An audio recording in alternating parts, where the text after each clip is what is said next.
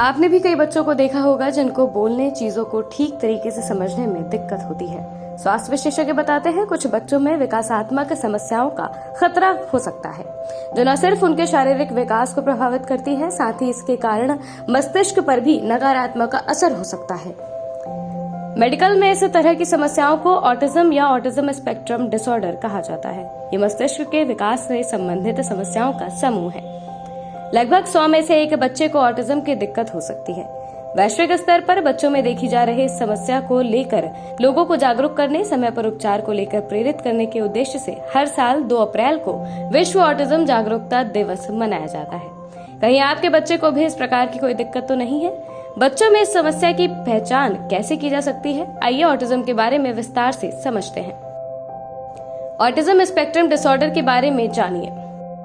स्वास्थ्य विशेषज्ञ कहते हैं ऑटिज्म स्पेक्ट्रम डिसऑर्डर मस्तिष्क के विकास को प्रभावित करने वाली स्थिति है, जो व्यक्ति के दूसरों के साथ मेलजोल और सोचने के तरीके को प्रभावित करती है। इसके कारण प्रभावित बच्चे के सामाजिक संपर्क में भी समस्या हो सकती है। ऑटिज्म के लक्षण मुख्य रूप से बचपन में ही दिखने लगते हैं। पीड़ित में अवसाद, चिंता, सोने में कठिनाई सहित कई अन्य प्रकार की व्यवहारिक समस्याओं के भी विकसित होने का खतरा हो सकता है। स्वास्थ्य विशेषज्ञ कहते हैं इसका समय पर पहचान और उपचार किया जाना जरूरी हो जाता है। कैसे जाने कहीं आपके बच्चे को भी तो नहीं है दिक्कत?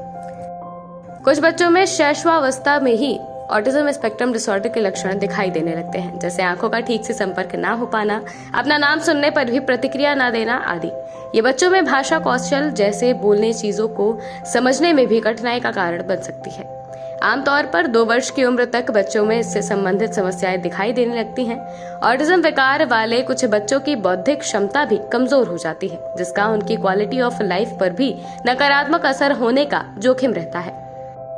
क्यों होती है ऑटिज्म की समस्या? ऑटिज्म होने का कोई एक कारण नहीं है। इसके लिए कई प्रकार की स्थितियों को कारक माना जा सकता है।